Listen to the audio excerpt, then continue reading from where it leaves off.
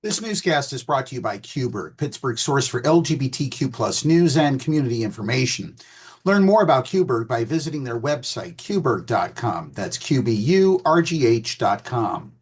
From the PEP Radio Newsroom, these are the stories we are covering at this hour. U.S. Education Secretary Linda McMahon said Columbia University is on the right track toward recovering federal funding after the elite New York City University agreed to implement a host of policy changes demanded by the Trump administration. Appearing on CNN's State of the Union Sunday, McMahon described great conversations with Columbia's interim president, Katrina Armstrong. She said she knew that this was her responsibility to make sure that children on her campus were safe. McMahon said she wanted to make sure that there was no discrimination of any kind. She wanted to address any systemic issues that were identified relative to the anti-Semitism on campus. Armstrong announced Friday that the university would put its Middle East Studies department under new supervision and overhaul its rules for protest and student discipline. It also agreed to adopt a new definition of anti-Semitism and expand intellectual diversity by staffing up its Institute for Israel and Jewish Studies, according to an outline posted on its website. Earlier this month, the Trump administration pulled $400 million in research grants and other funding over how the university handled protests against Israel's military campaign in Gaza. To consider restoring those funds and billions more in future grants, federal officials demanded 9 separate changes to the university's academic and security policies. In other news, Senate Democratic leader Chuck Schumer says he won't resign his post despite pressure from some in his party after he voted to move forward with a Republican spending bill that avoided a government shutdown. "Look, I'm not stepping down," Schumer said in an interview with NBC's Meet the Press that aired on Sunday. The New York senator said he knew voting for the bill backed by Republican President Donald Trump would spark a lot of controversy. "I did it out of pure conviction as to what a leader should do and what the right thing for America and my party was," he said.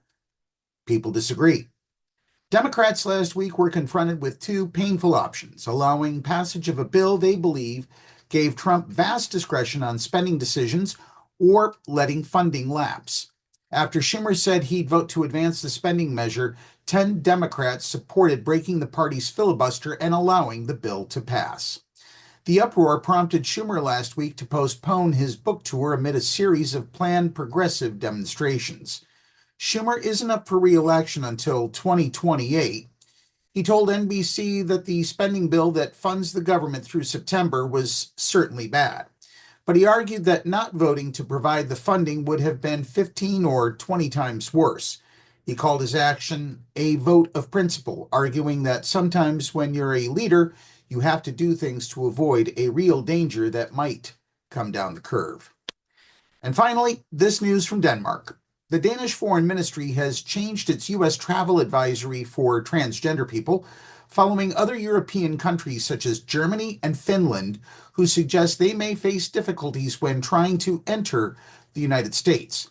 The Nordic country wrote on its website that transgender people should contact the U.S. Embassy before traveling to the United States.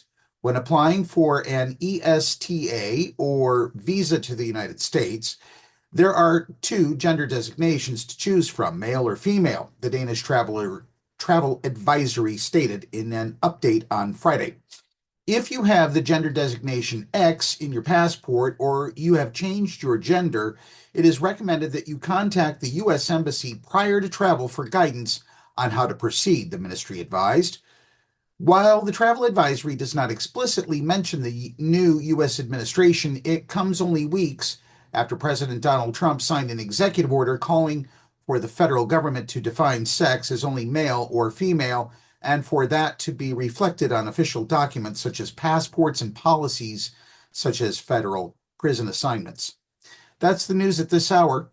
If you are watching our videos on YouTube, be sure to subscribe to the PEP Radio channel.